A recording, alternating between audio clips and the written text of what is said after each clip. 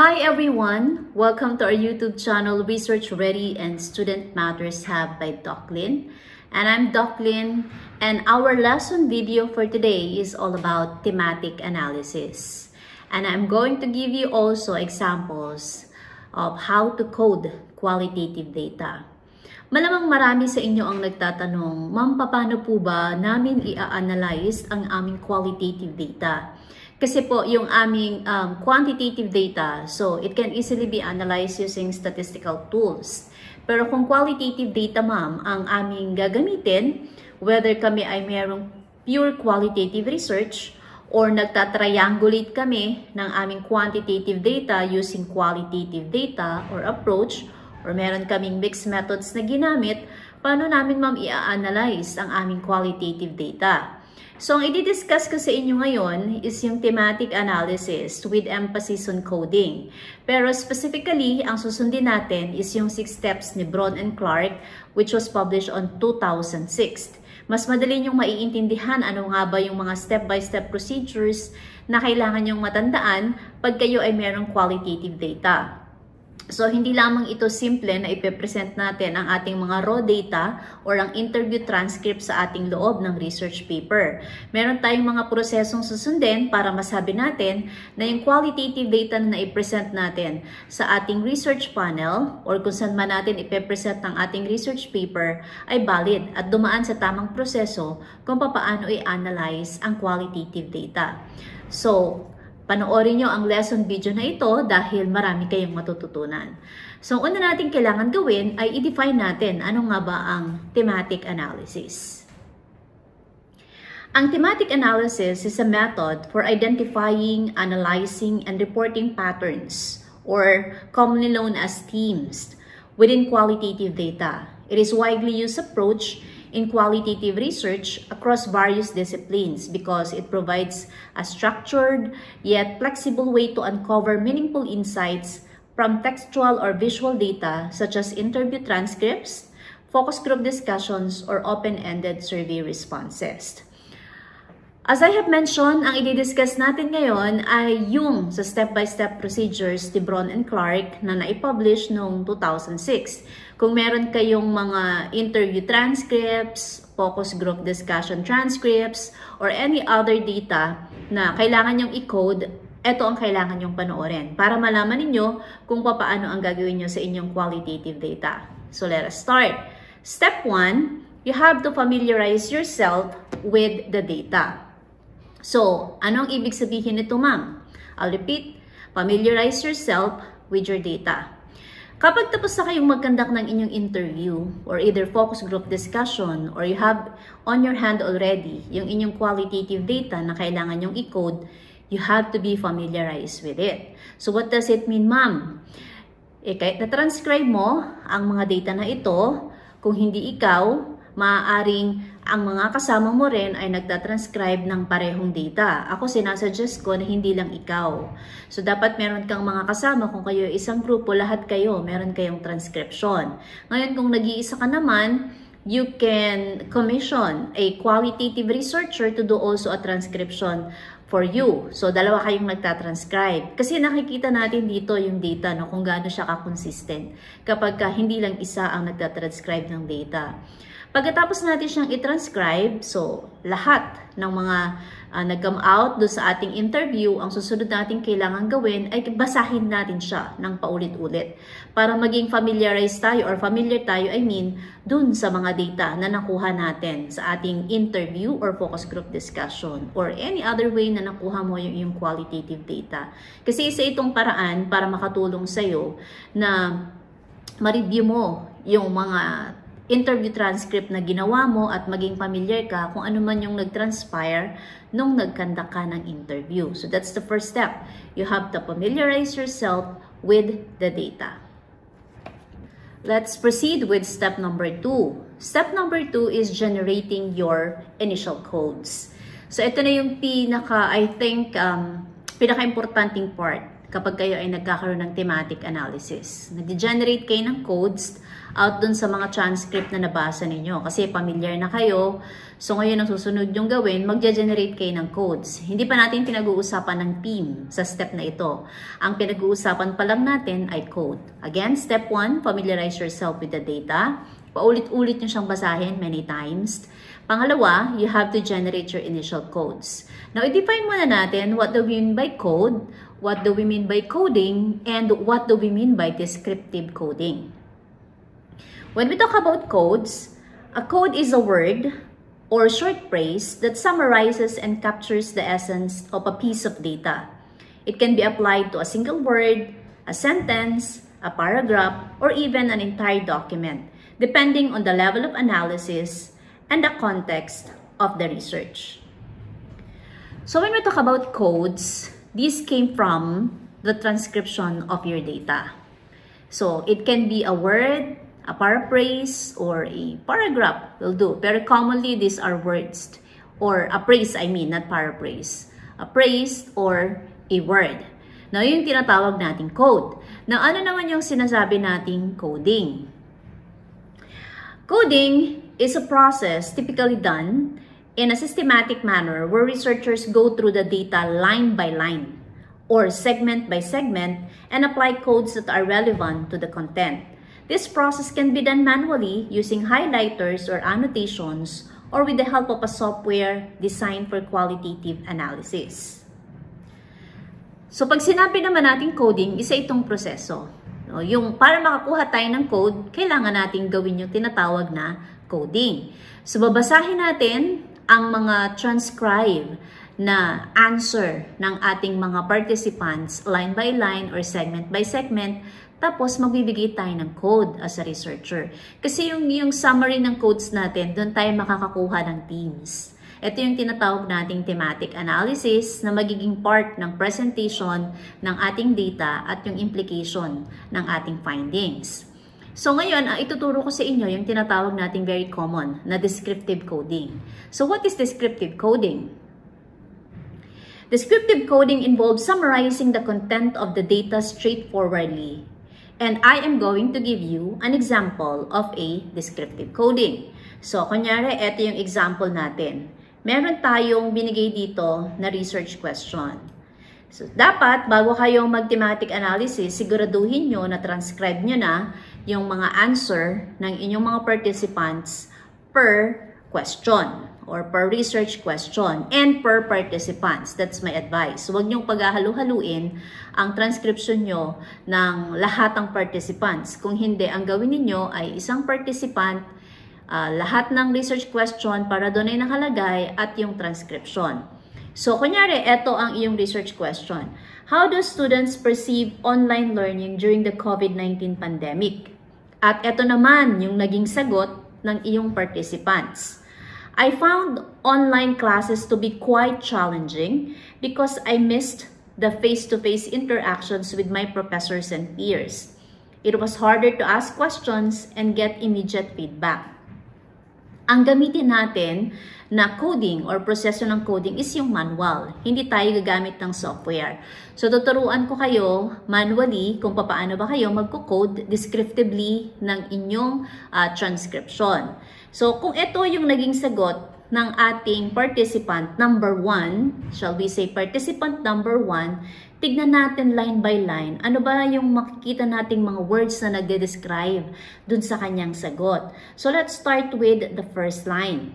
I found online classes to be quite challenging. Challenging is a descriptive word. So from this word, pwede kang makapag-create ng initial code mo. So but you're not going to say only challenging. No? What makes it challenging? Or what is challenging? As the case may be. Gamitin natin itong challenging na word dito sa line na to, pero gagawa tayo ng code para sa kanya. Ang pwede natin gawing code ay challenges of online learning. Yun ang pwede natin gawing initial code. So that's our code number 1 for this research question. Let us see kung meron pa tayong madidescribe na word na sinabi ng ating participant. Sabi niya rin dito, because I miss the face-to-face interactions with my professors and peers. So this is another thing. Sabi niya, I missed the face-to-face interactions. So pwede tayong gumamit uli or gumawa ng isa pang code. We can have code number 2. Lagay natin, missed face-to-face interactions. Okay, so that's our code number 2. So meron pa ba tayong nakikita na pwede nating i-describe base dito sa excerpt ng interview? So sabi niya dito, it was harder to ask questions and get immediate feedback. So we can have another code from here.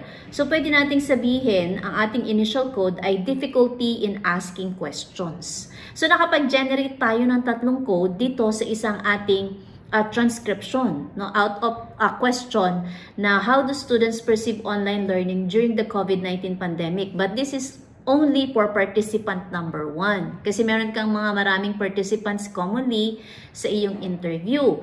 So I'll repeat, ito yung mga descriptive codes na nakuha natin.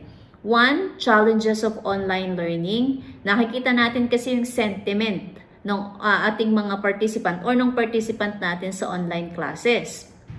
Pangalawa, miss face-to-face interactions kasi hina-highlights naman natin dito yung feeling of missing out on personal interactions. At pangatlo, difficulty in asking questions kasi sinabi din yan ng ating participants.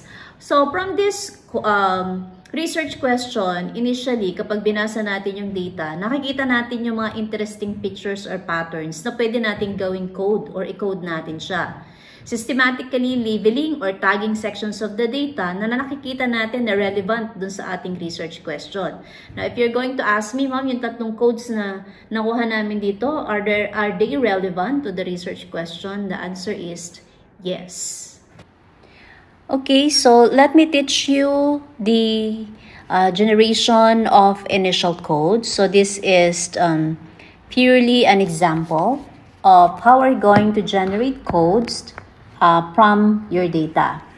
So I have here an example of a transcription on how are you going to generate codes. So as you can see on our screen, so we have transcription and this talks about participant code. So this is the first part. You have to assign a code to your participant. So shall we say I have assigned P1 for transcription of my first participant. And then what's my research question? So I have already mentioned here or typed here my research question, and that's all about lived experiences on online learning. And then I have the date when did I conduct my interview, and that's July 22, 2024, and then the time. So bakit ma'am kailangan naming ilagay ito? Very specific. Yung mga data na ito na nakikita namin, no? Kailangan natin to kasi yung tinatawag nating trailing ng ating mga document. You have to be transparent kung kailan mo siya ginawa, kung anong oras, kung ano yung mga tinanong mo kasi napaka-importante nito sa qualitative research. Example, dun sa iyong transcription, this is only an example, no? Sa inyong mga research, maaaring napakarami. Meron kayong mga research questions na kailangan nyo i-transcribe. Nagbigay lang ako dito ng 2 for the purpose of discussion. So, ang aking unang question as an interviewer ay ito. How did you find the transition to online teaching last year? So, ito yung aking tinanong sa aking P1 or participant 1. So, sabi nung aking participant 1, no, nung teacher, sabi niya, it was challenging. One of the biggest hurdles was the technology itself. Not all students had reliable internet. And some of the software we had to use was unfamiliar to me and the kids. So if I will be the one to transcribe this one, kunyari nabasa ko na siya many times. At kung gagawa ko ng descriptive coding, base dito sa sinabi ni teacher, so po pwedeng makita ko dito etong statement na to. So sabi niya, not all students had reliable internet. So, kung gagawin ko manually ang aking coding, pwedeng gamitin nyo ito. So, mag-insert kayo ng comment from here. So, naka-red siya. Tapos, pwedeng gawin natin code dito. Sabi niya kasi not all students had reliable internet. So, I can type here issues with internet connectivity. So this is my code number 1, no? Nakapag-generate na ako ng code dito sa aking research question na ito. So I have code number 1 base dito sa aking question. So code 1, issues with internet connectivity. Sabi niya kasi not all students had reliable internet. Tapos, meron pa ba akong nakikita dyan, ma'am, na pwede kong gamitin dyan sa aking question number 1, sa aking interview participants? So, nakakakita pa ako dito, aside from this one, na pwede ninyong gamitin ay yung terminologies na, and some of the software we had to use was unfamiliar to me and the kids. So, let's highlight this one, and then mag-insert tayo ng comment. So, this is a manual coding. So, pwede natin gawin dito or ilagay natin, sabi niya, unfamiliar to me and the kids. So, we can have code number 2. So, unfamiliarity with the software. So, that can be our code number 2, unfamiliarity with the software. Kung ano yung ginagamit nilang software. So, meron na tayong code number 2 from this one. So, depende naman sa inyo kasi kung paano kayo mag-a-assign ng code ninyo dun sa inyong paper. So, ito lang yung ginagamit ko para mabigyan ko kayo ng guide. So, wala na ako nakikita dito sa question natin. Number 1, how did you find the transition of online learning last year? Punta naman tayo dun sa ating pangalawa. So, yung ating pangalawang tanong, sabi ng interviewer, what strategies did you use to overcome these challenges? So, let's read.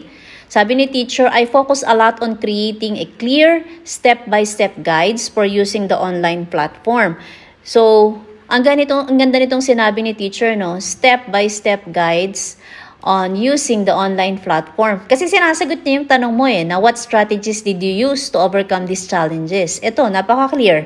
Yung sinabi ni teacher na gumagamit siya ng step-by-step guideline. So, pwede tayong mag-insert dito ng another comment. So, mag-code tayo dito para sa question na to. Nag-code ulit tayo. Code 1, pwede nating sabihin na si teacher ay creating step-by-step guidelines or step-by-step guide. Step-by-step guide. So, ito yung po pwede nating gawiting code para dito sa sinabi ni teacher sa question na ito. Ito yung question natin kasing pangalawa, no? So, let's try to highlight. And then, meron pa ba akong ibang nakikita? Po pwede kong i-code base dito sa research question na number 2 na tinatawag nating strategies. So, meron pa akong isang nakikita, sabi niya, part din ng strategies na ginagawa niya ay nire-record niya yung lesson. Yan. So, kasi ang usualing tanong dito, basahin natin siya. Yung mga sagot, ano yung mga sagot ng mga participant natin na sumasagot dun sa ating research question? I-review natin siya mamaya. So, recording my lesson. So, mag-insert ulit tayo dito ng comment. Base sa research question number 2 natin, meron na tayong code number 2. Ano po pwede natin gamiting teams dyan? So, pwede nating sabihin recording lessons for asynchronous classes. Kasi ginagamit ito na teacher kapag meron siyang asynchronous class. Yan. So, we have already 2 codes for question number 1 and question number 2. We have also 2 codes. This is only for participant number 1. Now, if you might encounter again another transcription and you're going to do this one, saka ka palang makakapag-create ng teams kapag nagkaroon ka ng initial code. So from this, tignan natin kung yung atin bang ikinode, sinasagot niya itong ating research question. So sabi natin kanina, issues ang tinatanong natin. Or no, I mean, how do you find the transition? Tinatanong natin yung ating participant, anong masasabi niya? So, ang sinabi natin, not all students had reliable internet. So, nagkaroon tayo ng code, issues with internet connectivity. Tapos, isa pang sinabi niya na, experience niya sa transition, unfamiliar to me and the kids. So, nagkaroon tayo ng code 2, unfamiliarity with the software. Nagpunta tayo sa question 2, what strategies do you use to overcome these challenges? So, pinag-uusapan natin dito ay strategies. Nakita natin to, sabi ni teacher. Step-by-step guides for using online platforms. Nagkaroon tayo ng code dito na creating step-by-step guides. And then, Nakakita pa tayo dito ng isang sagot ni teacher, recording my lesson to students. So nag-code tayo, recording lessons for asynchronous classes. So ganito ang paggawa ng descriptive coding. But this is only for participant number 1 with question 1 and question 2. Depende sa inyo kung paano nyo gagawin yung inyong transcription. But ang sinunod ko lang sa inyo is how are you going to make your initial codes or the descriptive coding.